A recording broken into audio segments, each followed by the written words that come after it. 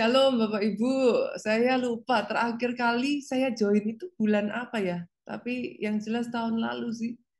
Tahun lalu saya join dengan Bapak Ibu semua. Jadi satu sukacita kita sudah masuk di 2024 ya. Sekalipun sudah di bulan yang kedua, saya tetap mengucapkan selamat tahun baru. Selamat tahun baru dan nggak berasa kita sudah masuk di bulan Februari, saudaraku. Bagi Indonesia maupun bagi Amerika, I think it's the same thing. Indonesia sudah counting ya, ini sudah menghitung hari. Yang saya dengar bahkan kalau di Amerika pemilihannya lebih awal ya dari Indonesia ya.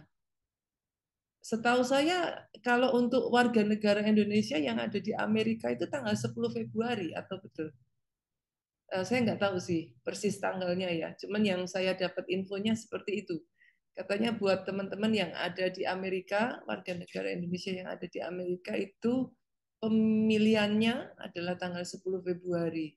Tapi dari wajah-wajahnya kayaknya banyak yang pada nggak nyoblos ini. Saya nggak tahu nih, kalau di luar negeri susah nggak sih kayak gitu? Bapak Ibu mungkin boleh ya sebentar sebelum saya nanti ini. Kalau penasaran aja, kalau di luar negeri itu nyoblosnya susah nggak? Ya, kalau di New York, kita yang berdomisili di New York, gampang Iya. Ibu Nita, jadi bisa Oh di gampang ya? KJRI. Jadi seperti istri saya dan putri saya malah sudah nyoblos melalui ini, Oh, mail, ya, melalui oh surat. gitu. Ya, kami sudah nyoblos dan sudah kami kirim balik ke KJRI. Oh, jadi nggak perlu datang kayak TPS gitu ya? Tapi Ya, dikirim melalui surat ya? ya, boleh milih. Jadi 4 tahun, 5 tahun yang lalu kami milihnya di KJRI. Nah, di situ Oh, antrinya cukup lama, Ibu Nita. panjang. Oke, oke, oke. Iya, Terima kasih Pak. Saya jadi penasaran gitu. Jangan-jangan iya, teman-teman kalau di luar negeri kan kayak udah lupa ya. iya.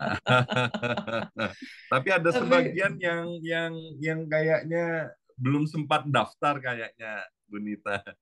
ya pasti pasti. Kita juga sama sih Pak. Kayak saya kan domisili sebenarnya kan ada di Solo, Jogja ya. Tapi kalau saya ada di Jakarta kan saya juga harus memilih untuk pindah TPS kan. Oh iya, Jadi I think it's the same thing, hanya di sana mungkin udah caranya lebih ini juga gitu, lebih modern juga mungkin ya gitu. But I think iya. it's the same thing gitu. Terima kasih Pak untuk Thank informasinya. you.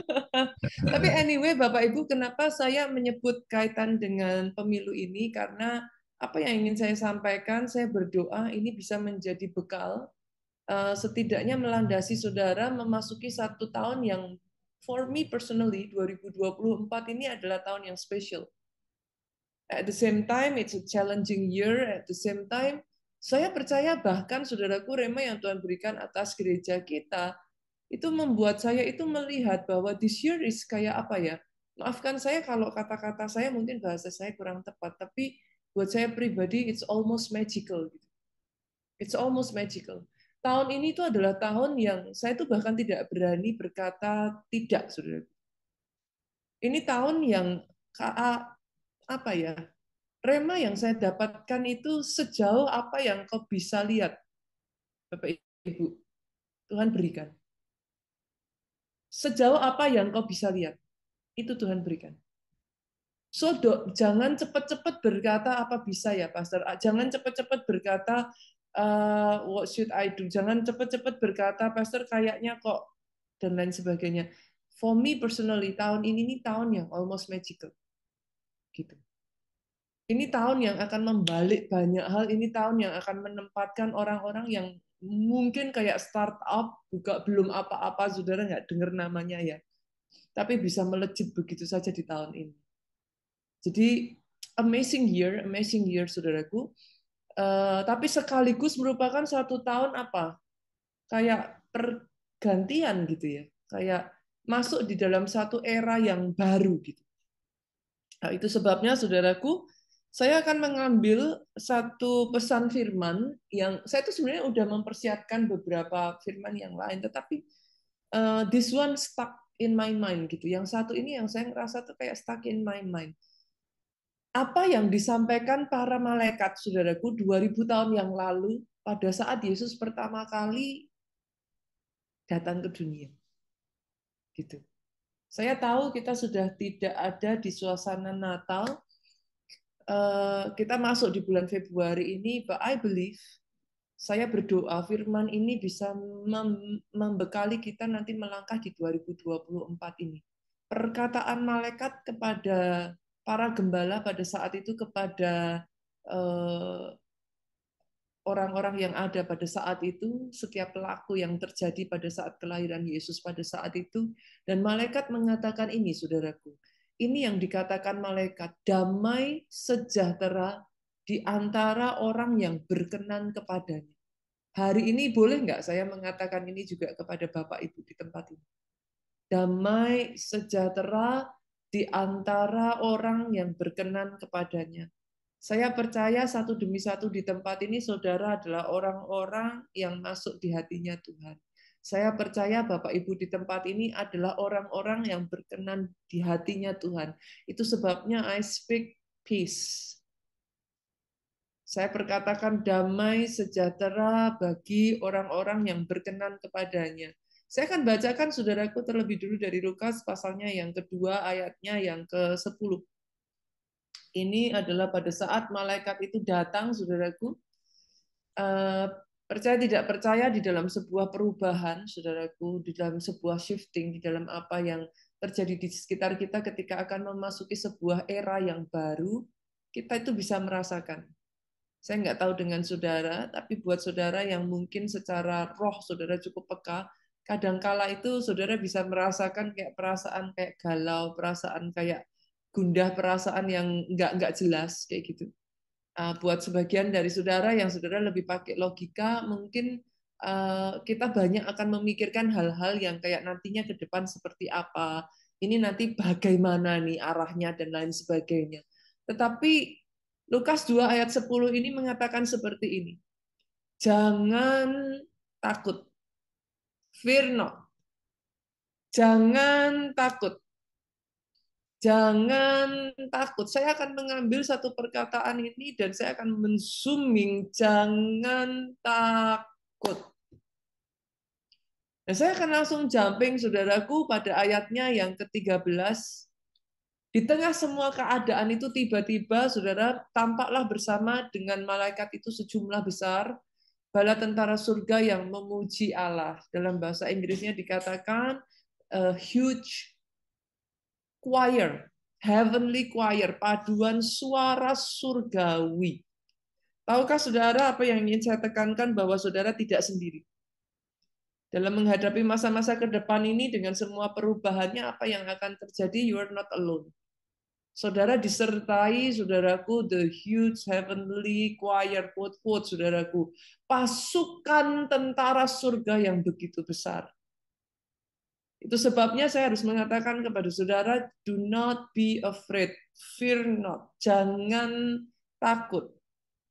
Dan bersamaan mereka mengatakan ini, kemuliaan bagi Allah di tempat yang maha tinggi. Dalam semuanya ini Tuhan yang ditinggikan, Tuhan yang dipermuliakan. Itulah purpose-nya, saudara.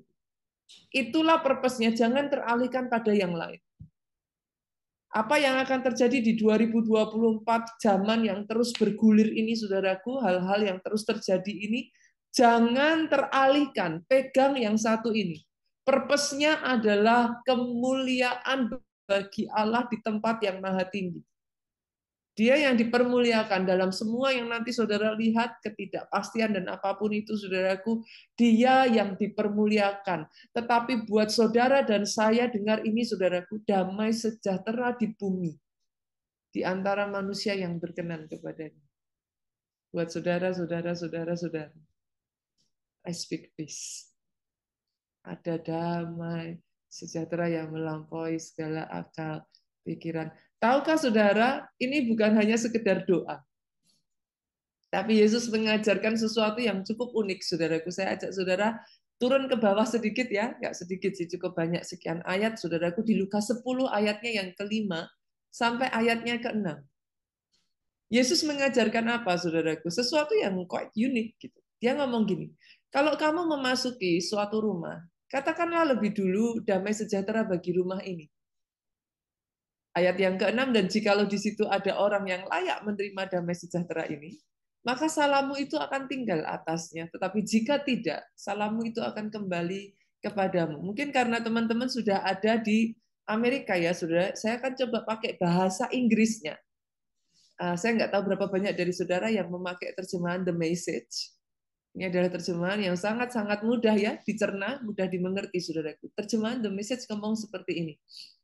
When you enter a home, greet the family peace.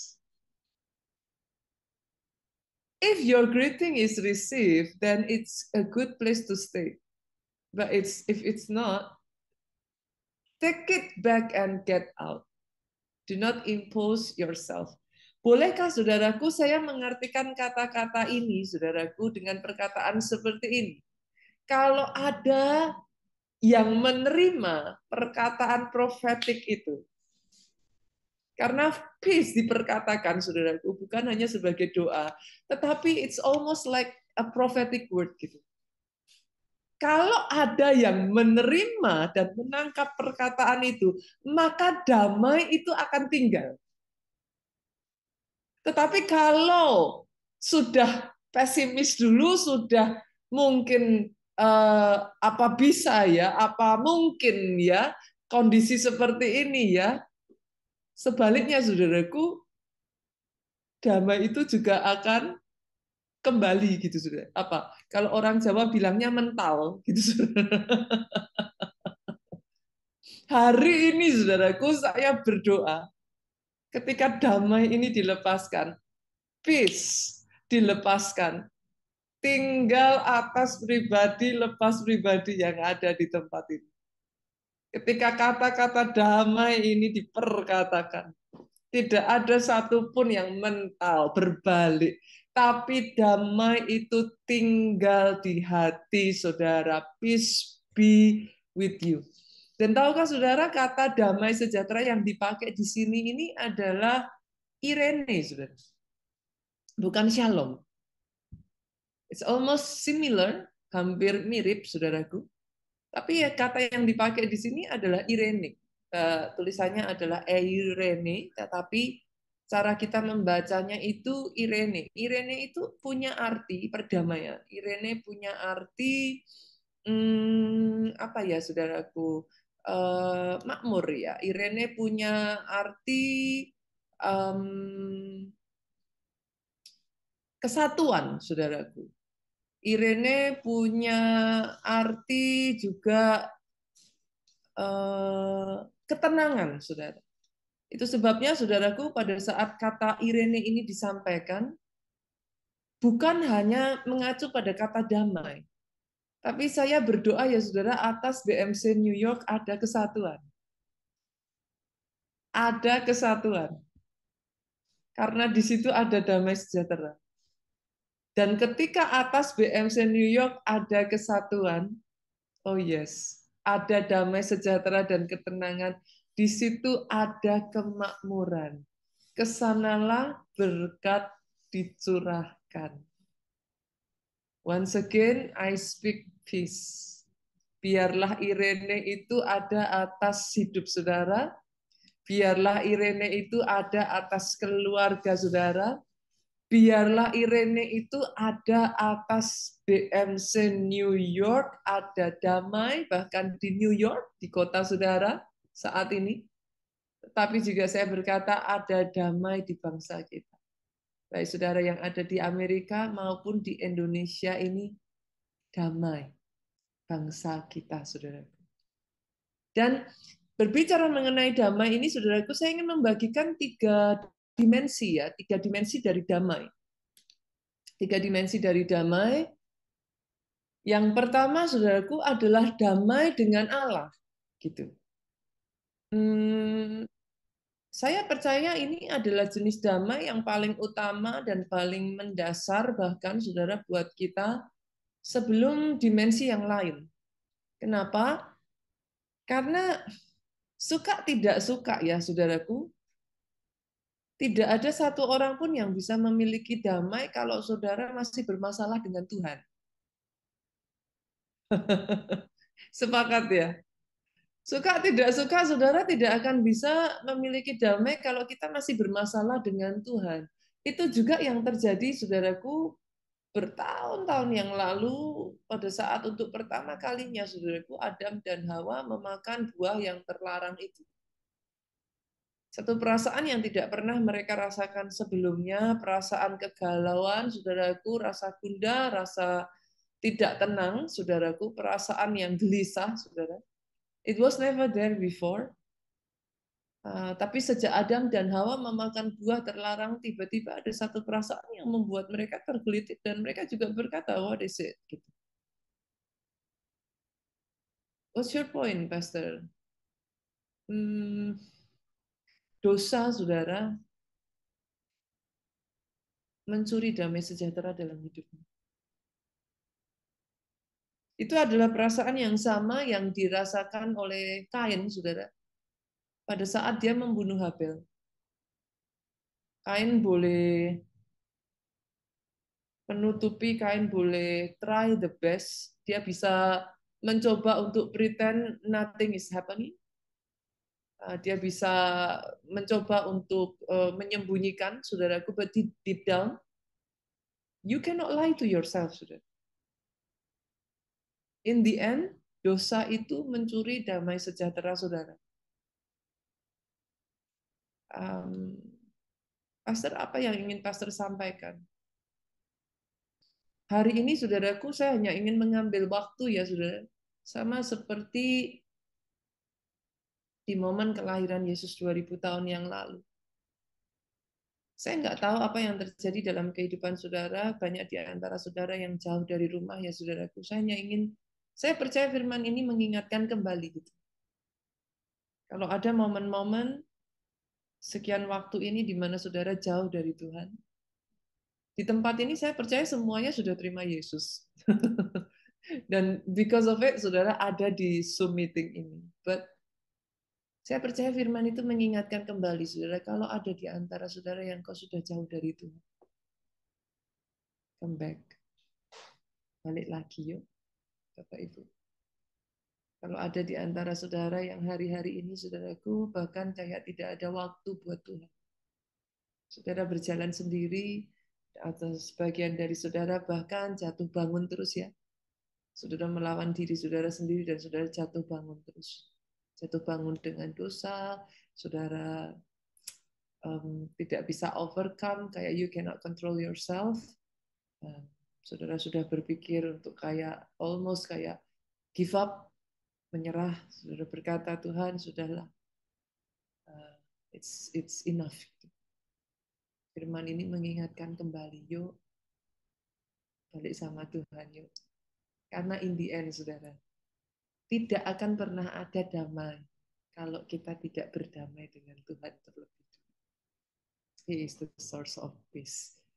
Roma 5 ayatnya yang pertama, saudaraku, saya ingin bacakan bagi saudara, sebab itu kita yang dibenarkan oleh karena iman, kita hidup dalam damai sejahtera dengan Allah oleh karena Tuhan kita Yesus Kristus.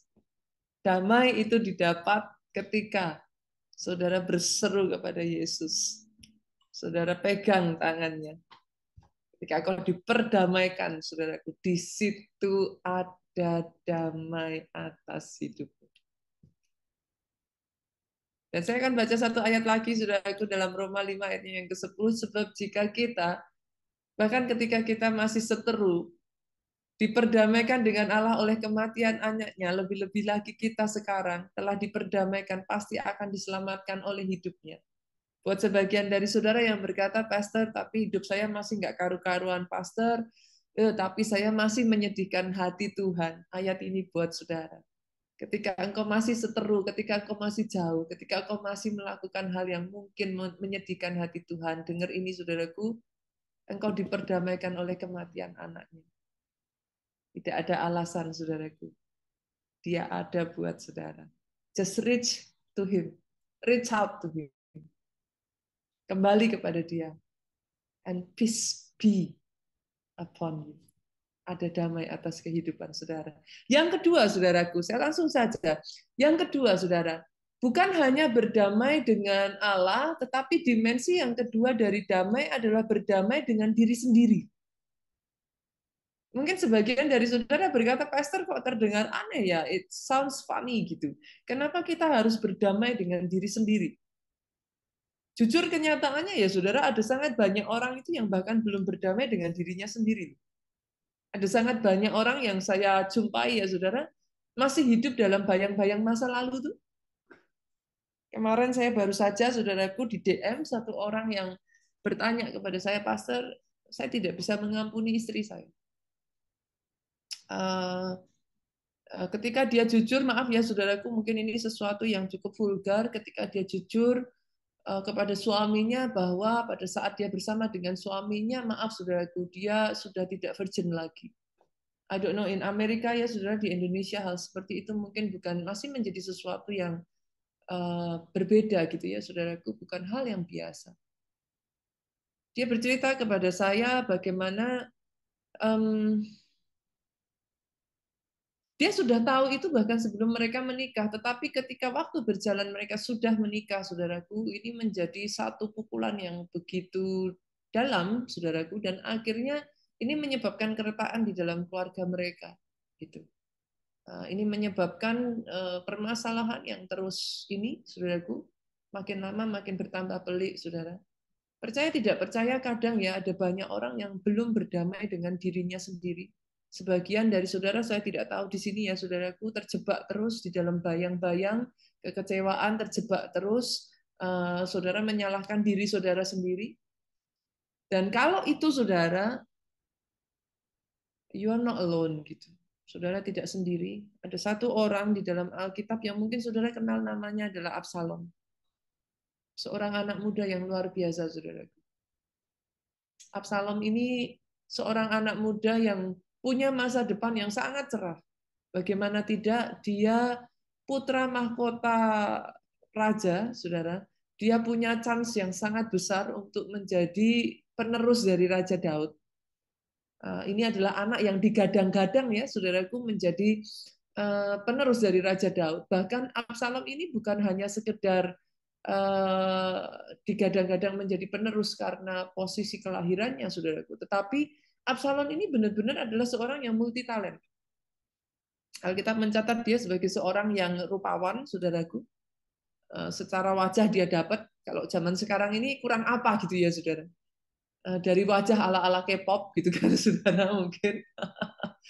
Dari perawaan, saudaraku, Absalom ini orang yang tinggi, tegap perawaannya. Dia nggak kurang apapun. Tapi bukan hanya secara wajah, secara perawaan, saudaraku. Absalom ini seorang yang terampil di dalam banyak ilmu-ilmu yang dibutuhkan. Bukan hanya secara talentanya dia dapat, perawaan dia dapat, wajah dia dapat, tapi come on, dia anak raja. Koneksi dari orang-orang yang terbaik dia dapat. Semua dia dapat, saudara. Tapi things happen di dalam kehidupan Absalom. Satu ketika, saudaraku, adik kesayangannya yang bernama Tamar diperkosa oleh adik tirinya sendiri yang bernama Amnon. Dan terlepas dari satu kejadian yang menghancurkan ini, saudaraku, dia melihat, dia look up to his father, which is David ya. Dia mencari kepada satu sosok figur yang bisa menyelesaikan masalah ini, which is adalah Daud sendiri. Dan dia berharap dari Daud bisa melakukan sesuatu atas apa yang terjadi pada adiknya ini, saudaraku. End up, saudara, berakhir dengan ayahnya do nothing about it. He just shuffle it through the rug, saudaraku. Dia sembunyikan, Daud berusaha untuk menutup semuanya, as though nothing happen. Semakin Absalom melihat ini semua, saudaraku, kebenciannya itu semakin bertambah. Sekarang kebenciannya bukan lagi kepada Amnon, saudara, karena melakukan hal yang begitu keji kepada adiknya, tetapi sekarang kebenciannya bertambah kepada ayahnya, yaitu Daud. Dia begitu benci, dia begitu muak, saudara, kepada Daud, saudaraku. Sampai di satu titik, saudara melihat apa yang dia lakukan. By the way, saudaraku, tahukah saudara apa arti nama Absalom? Absalom itu punya arti nama Bapak Damai. Ngeri ya? Ironis sekali. Pada saat anak ini lahir, saudaraku, Daud punya, ini adalah satu doa dari orang tuanya ya, saya percaya. Nama yang diberikan itu doa, saudara.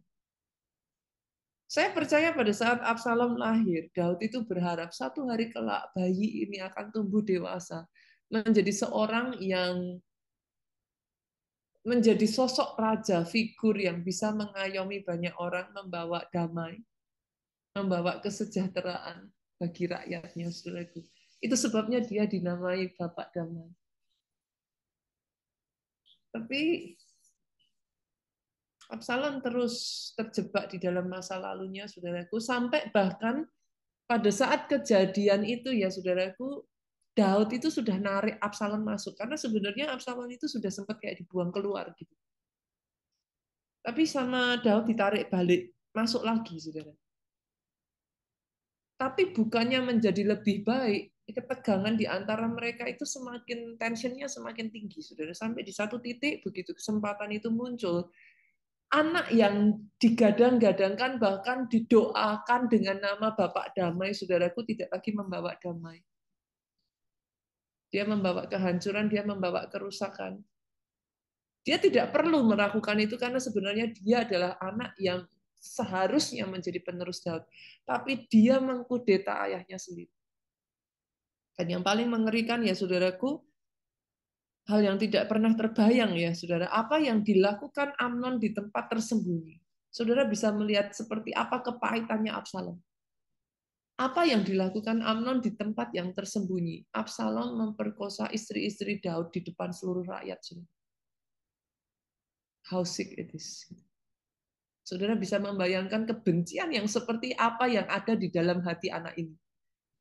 Kebencian yang begitu rupa yang menggerogoti jiwanya sampai seorang yang seharusnya bernama Bapak Damai, dia menjadi apa saudara? Bapak atas kerusakan, dia membawa satu pertikaian, dia membawa peperangan di antara keluarganya sendiri, saudara.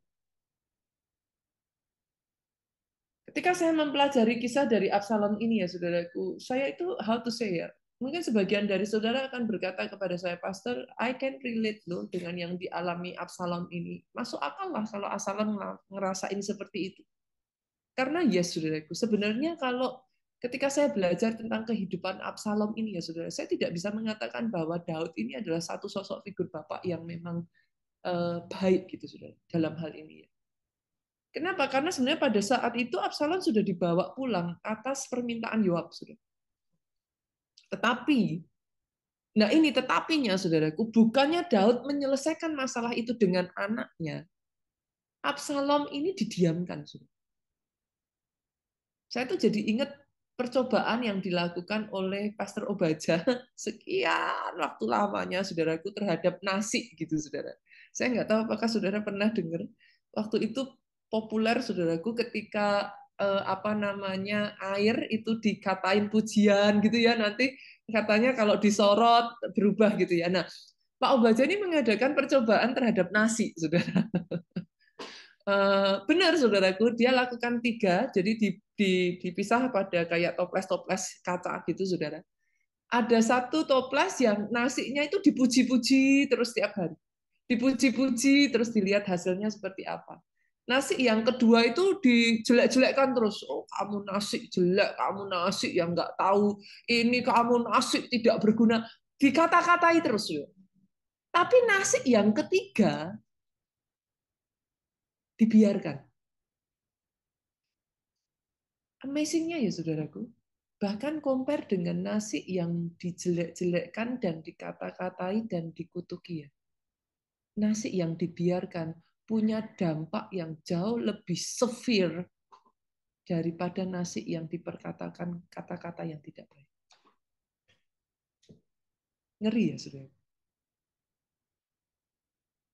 apa? Rasa sakit di dalam diri Absalom ini nih menghancurkan dia. Sejauh saya bisa mengerti apa yang dirasakan Absalom ya saudaraku, tapi saya juga ingin berkata kepada saudara, actually Daud adalah orang yang mengalami hal yang exactly the same. Dalam apa? Layar yang berbeda ya saudaraku. Daud juga bukan anak yang diperlakukan dengan baik, Bapak Ibu. Sejak dari kecil, saudaraku, dia anak yang diperlakukan berbeda. Hidupnya bukan hidup yang mulus, loh, saudaraku. Dari antara kakak-kakaknya, saudaraku, semua masuk ke tentaraan, dia cuma disuruh ngurus di belakang rumah 2-3 ekor kambing domba. Kalau saudara baca itu sepintas, maka saudara tidak akan merasakan, tapi bagaimana rasa sakitnya itu, saudaraku. Daud juga pernah mengalami apa yang dialami Absalom pada saat semua anak-anaknya dimajukan oleh ayahnya menjadi calon raja, diurapi oleh seorang nabi besar sekelas sekelas Samuel, saudaraku, pada saat itu, maafkan saya. Daud disembunyikan, saudara. Itu rasanya kayak apa? Belum berhenti sampai di sana, saudaraku. Pada saat dia menjadi menantu raja, dia dikejar-kejar oleh ayah mertuanya sendiri. 2 kali loh, saudaraku, Daud melepaskan Saul. Itu bukan satu kebetulan loh. 1 kali saudara bisa bilang itu kebetulan. Tapi kalau 2 kali, Daud itu menunjukkan good deed, itikat baik. Tapi apakah Saul berhenti mengejar Daud? No. Tidak, saudaraku. Saul beritikat membunuh Daud sampai akhir. Tapi dengar ini Bapak Ibu. 2 contoh seorang ayah dan anaknya. Daud karena memutuskan berdamai dengan dirinya. Sampai di satu ayat Daud itu bisa berkata seperti ini, saudara. Dia tidak lagi melihat kejadiannya itu sesuatu yang tidak baik, saudara. Sampai di satu ayat Daud itu bisa berkata, kejadianku dahsyat, kejadianku ajaib, dari seorang anak yang bahkan oleh para pakar dicurigai, saudaraku, dicurigai. Kenapa? Karena terlalu aneh gitu perlakuan orang tuanya terhadap Daud ini. Oleh pakar dicurigai bahwa bisa jadi Daud itu mungkin ayah dari anaknya, tapi bukan ayah dari ibunya. Tapi dengar saudaraku, Daud berkata, kejadianku dahsyat dan ajaib. Kenapa? Karena Daud berdamai dengan dirinya. And because of it, dia menutup matanya. Dia menutup akhir hidupnya. Semakin lama, Tuhan mempermuliakan hidupnya. Saya berdoa ya hari ini bukan hanya saudara berdamai dengan Tuhan, ada orang-orang di tempat ini yang kau berdamai dengan dirimu sendiri. Leave your past behind, jangan terus masuk dalam bayang-bayang masa lalumu, saudaraku. Shine menjadi terang, saudara, mulai masuk di dalam terang Tuhan karena ada rencana Tuhan buat kehidupan saudara. Yang terakhir, saudaraku, saya tutup dengan ini. Berdamailah dengan orang lain. Dimensi yang ketiga, saudaraku, berdamailah dengan orang lain. Salah satu penyebab, saudara, kita tidak bisa merasakan damai, ya mau nggak mau ya ada masalah dengan orang lain yang belum terselesaikan.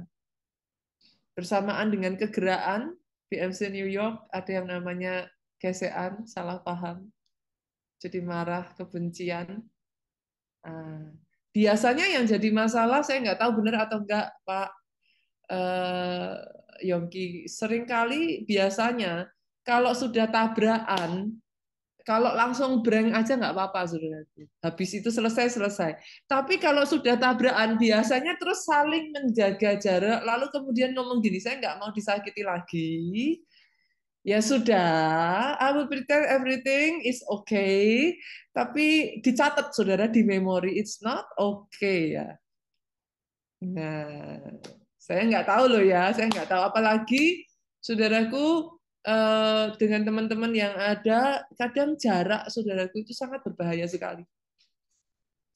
Kalau saudara dekat, diselesaikan, selesai. Tapi jarak seperti ini tuh can create a lot of things, dan kadang hati kita tuh bisa menjauh satu dengan yang lain. Boleh nggak hari ini saya juga katakan, berdamai yuk, satu dengan yang lain di tempat ini. Antar pelayan Tuhan satu dengan yang lain, antar jemaat satu dengan yang lain, saudara sebagai yang dipimpin dengan Pak Yongki dan Ibu sebagai pemimpin yang ada di BM Senuyok, berdamai yuk. Karena permasalahan kita satu dengan yang lain tidak akan bisa mendatangkan damai bagi kita, saudaraku. Ibrani 12 ayat 14a itu mengatakan seperti ini, berusahalah hidup damai semua orang dengan semua orang dan kejarlah kekudusan. Yang namanya berdamai butuh kebesaran hati, Pastor. Apa? Apa keuntungan saya gitu? Dia yang salah, dia yang bikin gara-gara, dia lagi. Apa keuntungan saya? Tapi saudaraku, berdamai butuh kebesaran hati. Tapi hebatnya, saudaraku, Tuhan sudah memberikan contoh terlebih dulu buat kita semua di tempat ini. Sepakat, Bapak Ibu? Ketika saudara dan saya masih menjadi seteru, dia datang. Dia korbankan anaknya yang tunggal, dia mati bagi saudara. Dan di akhir dari firman hari ini, saudara, saya akan menutup dengan Efesus pasalnya yang keempat, ayatnya yang ke-31, sampai ayatnya yang ke-32.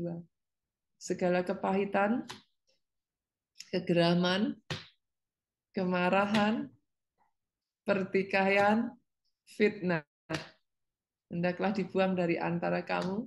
Demikian juga segala kejahatan. Boleh nggak Bapak Ibu? Nanti saudara lupa firman yang ini dan yang itu, saudara. Tapi sama-sama yuk kita lakuin, boleh nggak? Tangannya dibuka seperti ini bersama-sama. Boleh Bapak Ibu? Boleh ya? Tangannya dibuka sama-sama seperti ini ya. Firman Tuhan mengatakan segala kepahitan taruh di tangan ini, saudara. Segala kegeraman taruh lagi di tangan ini. Segala kemarahan taruh di tangan ini, pertikaian taruh di tangan ini. Bahkan kalau saudara ada di antara saudara yang sempat punya niat kejahatan, niat yang nggak baik, saudaraku, taruh di tangan ini. Dan hari ini saudara boleh nggak sama-sama, yuk diremes-remes, diremes-remes, diremes-remes, diremes-remes sampai kecil. Pegang sekarang di satu tangan, digenggam yang erat ya Bapak Ibu. Boleh ikuti gerakan saya Bapak Ibu. Buang jauh. Buang jauh. Sudah dibuang jauh-jauh. Suami istri yang mungkin sempat hari-hari ini ngalami nggak enak. Buang jauh. Setelah itu senggol kiri kanannya katakan yang dibuang jangan diambil lagi. Sudah dibuang. Nggak boleh diambil lagi. Ayat 32, tetapi hendaklah kamu ramah seorang terhadap yang lain, penuh kasih mesra, saling mengampuni sebagaimana Allah di dalam Kristus telah mengampuni kamu. Kita tutup di dalam doa Bapak Ibu. Bapak, hambamu perkatakan atas kehidupan setiap anakmu di tempat ini, Irene, damaimu tinggal. Irene, bahkan setiap kami yang sudah sempat jauh dari Engkau, tarik kami kembali kepada Engkau, Tuhan. Setiap kami yang terus menyimpan kebencian, terus Tuhan tinggal di dalam bayang-bayang kebencian. Oh Tuhan, hari ini ajar kami Tuhan menyadari bahwa all is well. Segala rancangan-Mu baik adanya. Tidak ada kesalahan di dalam rancangan-Mu atas setiap kami. Dan setiap kami yang sempat Tuhan menyimpan kebencian dengan satu dengan yang lainnya Tuhan. Hari ini, I speak peace. Dan biarlah setiap pribadi di tempat ini, damai itu tinggal dalam hidup kami memasuki 2024 sampai menutup tahun ini. Damai-Mu ada dalam hidup kami. Di dalam nama-Mu Yesus Tuhan, kami berdoa. Amin, amin, amin. Tuhan memberkati Pak Yongki, Ibu.